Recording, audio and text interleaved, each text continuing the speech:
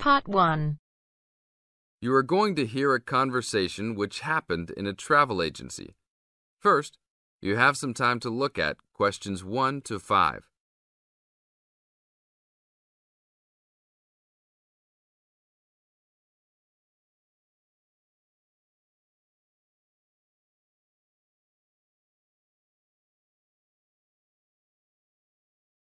Now we will play the recording.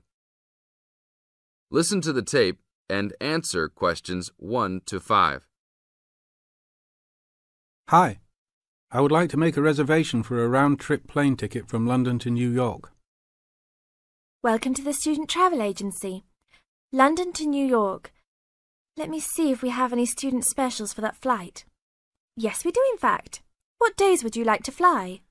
I am looking for a flight around the 10th of October or so. And how about your return date? Ideally, the 31st of October. Let me check our computers to see if these dates are available. Are you looking for economy class or first class? Economy class will be just fine. We have an open flight on the 10th, but for your returning flight, the 31st of October is already fully booked. If you want to upgrade to first class, there are openings for the 31st. Just a few seats left, though. How much do I have to add for first class? First class will be around 20 to 25% more. Well, that is not worth it. I would rather just fly on another day. Do I have any other options? There are open seats back to London on the 1st of November. There are openings for first class that day too. No, I won't be able to do that because I have to work. Is there anything before the 31st? Maybe the 30th or 29th? Let me check. You can fly on the 29th, but not the 30th. The 29th is a little bit early. Is there any way I can be on a waiting list of some sort? Of course, but you should still confirm a return date just to be safe. OK. How about if I book a return date on the 29th and add my name to the waiting list for the 31st? Can I do that? Sure, I can do that for you. Do you also want to add your name on the waiting list for the 30th also? I would recommend this in the scenario that you do not get the flight for the 31st. That is a good idea. How much will the round trip cost? I will calculate your price for you. Your total will be £565, not including tax. Now look at questions 6 to 10.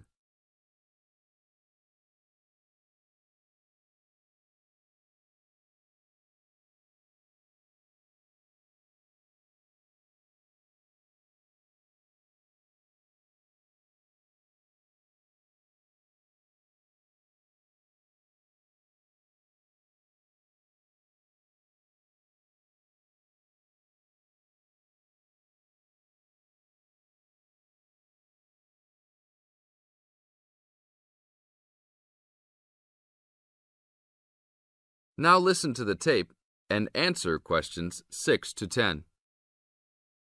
That's not too bad. Is there any discount for students?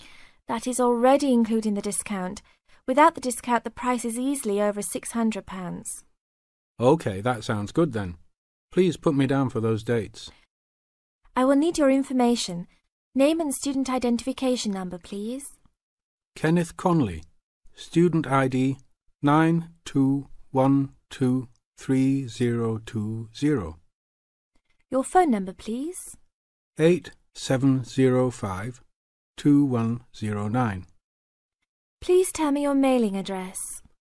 354 Westchester Drive, London. Thank you very much, sir. How would you like to pay for the ticket? I think I will pay in cash. Well, you don't need to pay right now, just when you come to pick up the tickets. You will need to pick up the tickets at least 2 weeks before departure. That is no problem. One quick question. What happens if for some reason I need to cancel my trip? The student discount tickets are unfortunately non-refundable. However, if your cancellation is before 24 hours of takeoff time, then you can reschedule your flight for another day. If the cancellation is within 24 hours, then you forfeit your ticket. I understand. Well, thank you very much. I will see you next week. See you then. That is the end of part 1. You now have half a minute to check your answers.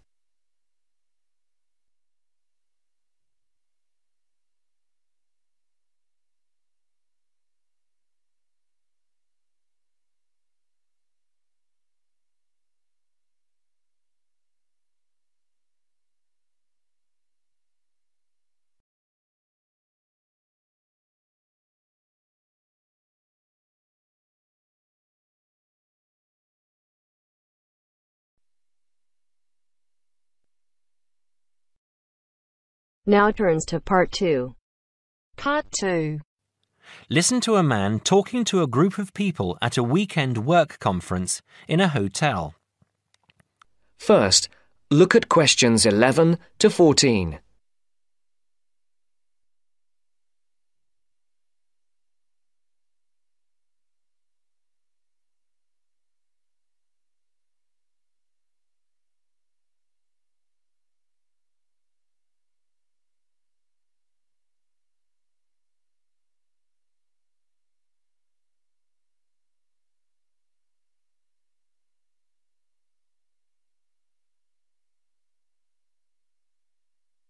Listen carefully.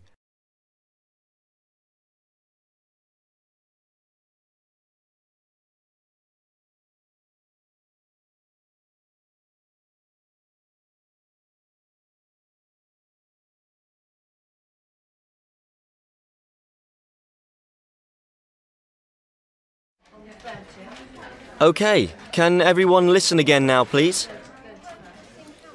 Now you know how much of the weekend will be work and what some of the meetings and sessions are about, I'd like to tell you something about how you can spend some of the free time you have over the weekend, both inside the hotel and outside in the town centre. As I've said, you'll be free from around 5 today and on Saturday and from lunchtime on Sunday, and there's plenty to do. This is the first time we've had the conference at the Royal Spa Hotel, and I'm sure you'll agree it's a very nice place. Really, there's no need to leave the hotel at all if you don't want to, but I'm sure some of you will want to get out for a change of environment. OK, first, restaurants and bars.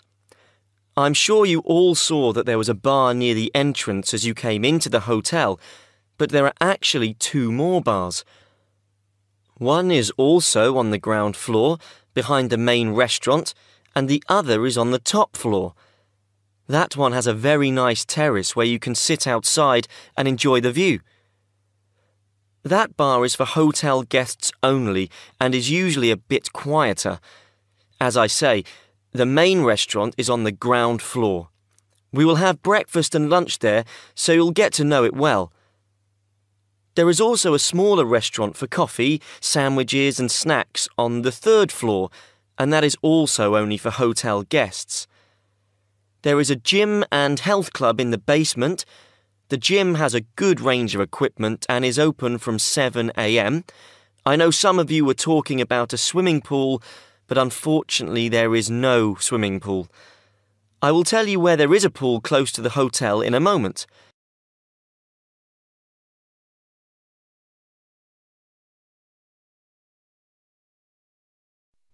Before the broadcast continues, look at questions 15 to 20.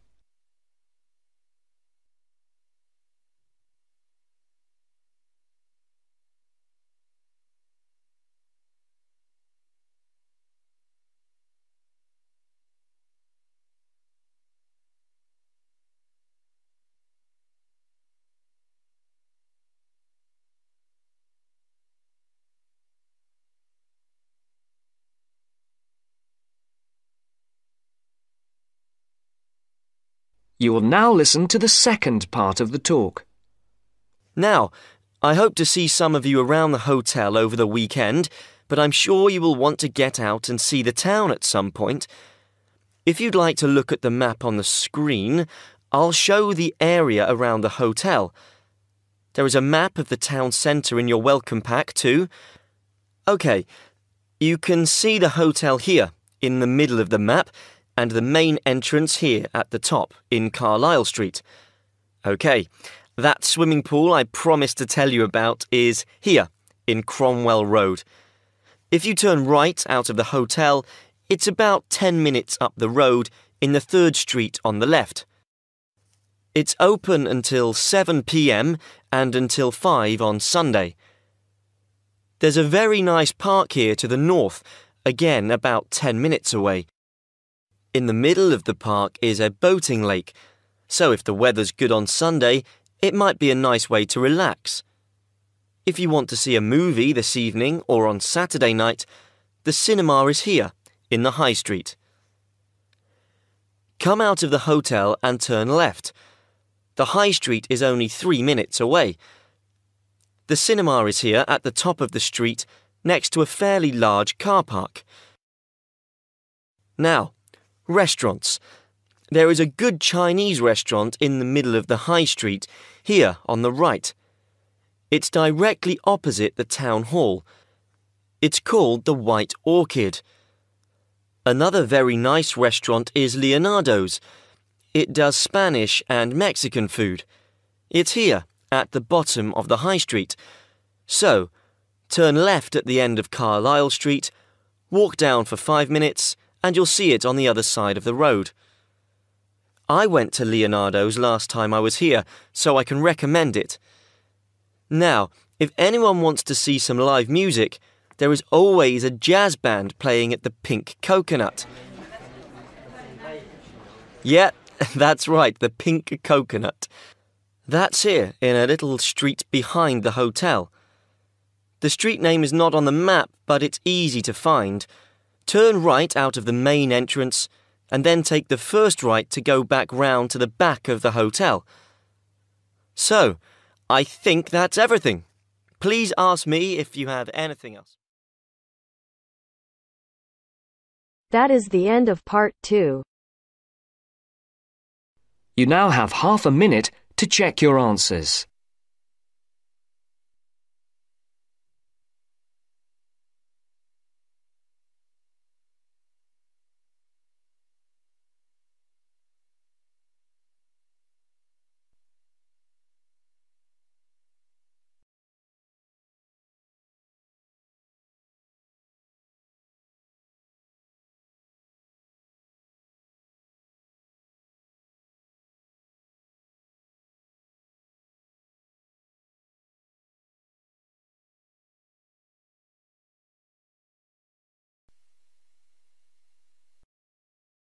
Now turns to part 3. Part 3. You will hear a discussion between 2 students, Rosie and Mike, and a university tutor. In the first part of the discussion, they're talking about a survey they have conducted on local entertainment. First, look at questions 21 to 26.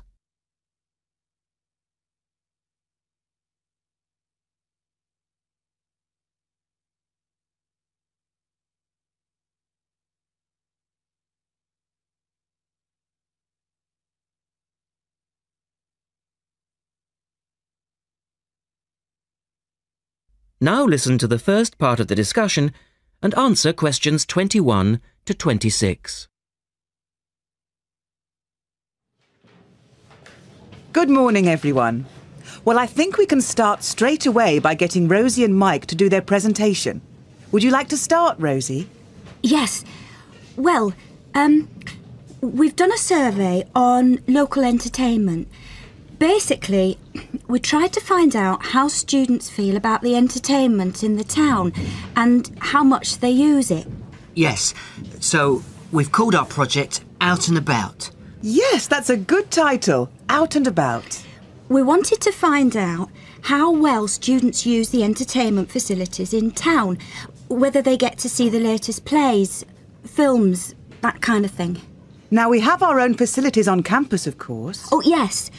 We deliberately omitted those as we really wanted to examine outside entertainment in the town as opposed to on the university campus. Actually, there were a lot of areas to choose from, but in the end, we limited ourselves to looking at 3 general categories: cinema, theatre and music. Right. OK, well, first of all, cinema. In the town, there are 3 main places where you can see films. there's the new multi-screen cinema complex, the old Park Cinema and a late-night Odeon. So, if you look at this chart, in terms of audience size, the multi-screen complex accounts for 75% of all cinema seats.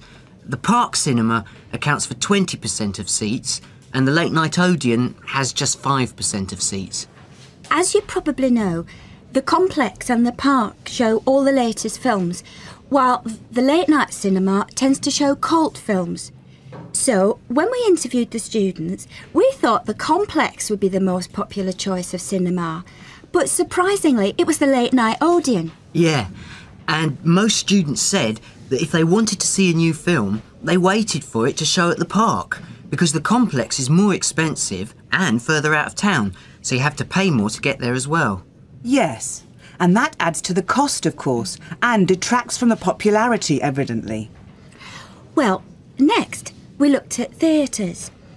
The results here were interesting because, as you know, there's a theatre on campus which is popular, but there's also the Stage Theatre in town, which is very old and architecturally quite beautiful.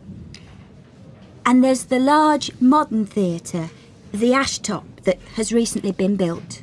So you just looked at the two theatres in town? Yes, but the thing about the theatres is that there's a whole variety of seat prices.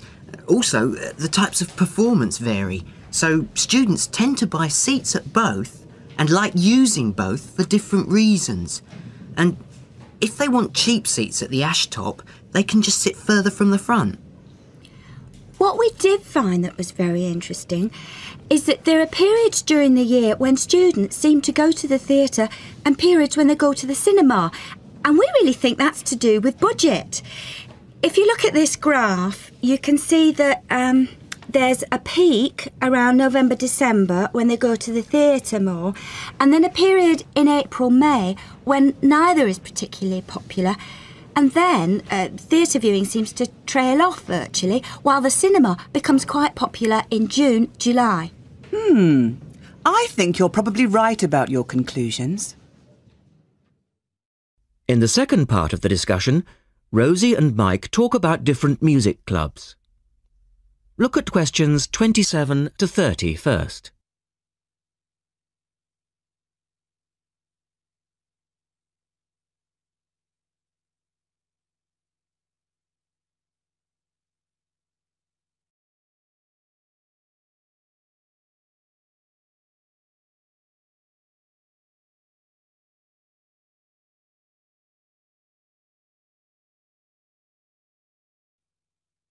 Listen carefully and answer questions 27 to 30. Well, lastly, we looked at music, and this time we were really investigating the sort of small music clubs that offer things like folk or specialise in local bands. So not musicals as such? That's right. We looked at 3 small music venues and we examined the quality of the entertainment and the venue and gave a ranking for these. A cross, meaning that the quality was poor, a tick, meaning it was okay, and 2 ticks for excellent. First of all, the Blues Club, which obviously specialises in blues music. This was a pretty small place and the seating was minimal, so we didn't give that a very good rating. No, we don't recommend that one, really. Then the Sansu, which plays a lot of South American music. It was a big place, very lively, good performers, so 2 ticks for that one. The Pier Hotel is a folk venue, a good place for local and up-and-coming folk artists to play. Not the best of venues, as it's in a basement and a bit dark, but the quality of the entertainment was reasonable and the lighting was very warm, so we felt it deserved an average rating. Now finally, there's the Bald Rock Cafe, which features big rock bands and is pretty popular with students, and we enjoyed ourselves there as well, so top marks for that one. And then, did you get any information from the students as to which of the clubs they preferred?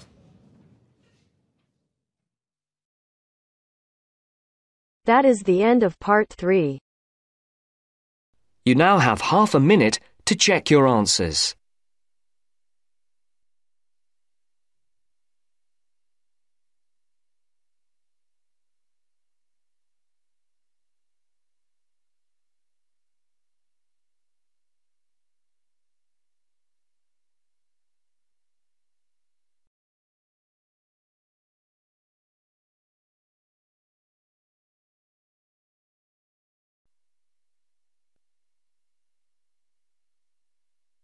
Now turns to Part 4. Part 4. You are going to hear a lecture given by a tour agent. First, you have some time to look at questions 31 to 40.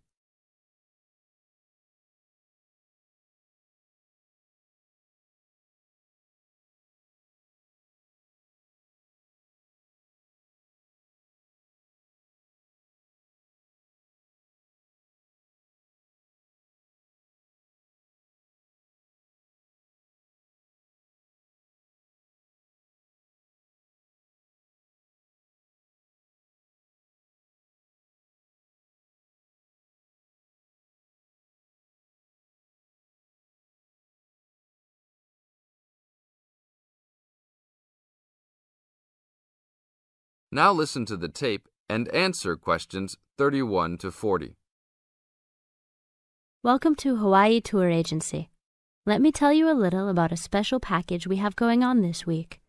I know everybody wants to get away from the stress of work and life, so I think you should all consider a week-long vacation to the paradise of Hawaii. First off, let me tell you all a little bit about Hawaii. The Hawaiian Islands are of volcanic origin and are edged with coral reefs. Because of its volcanic origins, people often go especially to see the volcanoes. Hawaii is the largest and geologically the youngest island of the group. Oahu is the most populous and economically important. The capital of Honolulu is located on the island of Oahu, the only U.S. state in the tropics. Hawaii is sometimes called the paradise of the Pacific because of its spectacular beauty, abundant sunshine, expanses of lush green plants and beautiful colored flowers, palm trees, coral beaches with rolling white surf, and cloud-covered volcanic peaks rising to majestic heights. Some of the world's largest active and inactive volcanoes are found on Hawaii and Maui. Eruptions of the active volcanoes have provided spectacular displays, but their lava flows have occasionally caused great property damage. The lava can spill down the mountains into the settlements where people live. The most famous of these is right by Honolulu. It is called Diamond Head because from far away, the top of the volcano looks like a diamond. Vegetation is generally luxuriant throughout the islands, with giant fern forests and lush vegetation. Although many species of birds and domestic animals have been introduced on the islands, there are few wild animals other than boars and goats, and there are no snakes. The coastal waters abound with fish. More ethnic and cultural groups are represented in Hawaii than in any other state. Chinese laborers who came to work in the sugar industry were the first of the large groups of immigrants to arrive, starting in 1852, and Filipinos and Koreans were the last, after 1900. Other immigrant groups, including Portuguese, Germans, Japanese, and Puerto Ricans, came in the latter part of the 19th century. Intermarriage with other races has brought a further decrease in the number of pure-blooded Hawaiians, who comprise a very small percentage of the population. Now all of this sounds very interesting, right? For only $600 per person, we are offering a tour package to Hawaii. This includes your round-trip airfare and fully guided tours. The duration of the trip is 5 days, including hotel for 5 nights and tour buses that will take you all around. We will go to the famous beaches, the volcanoes, and the forests. Sign up today to save your space, as seats are running out quickly. That is the end of Part 4. You now have half a minute to check your answers.